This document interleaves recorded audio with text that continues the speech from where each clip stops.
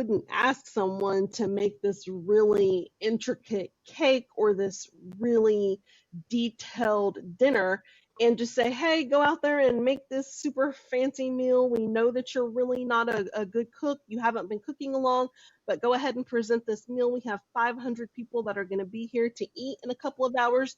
Good luck. Like, no, that person would at the very least receive a recipe, some ingredients, some instruction, a kitchen that can facilitate cooking this meal, a mixing bowl, a mixer, measuring spoon, something. So why don't we do that with our leaders? You know, why don't we do that with our leaders? We don't have the time. No. We're gonna give it to you. You're gonna be great. You show up on time to work. Your productivity is through the roof, and I know you can inspire and empower others because you do it, right? So just go and take the job. Setting people up for failure, setting people up for burnout, setting people up for mutiny.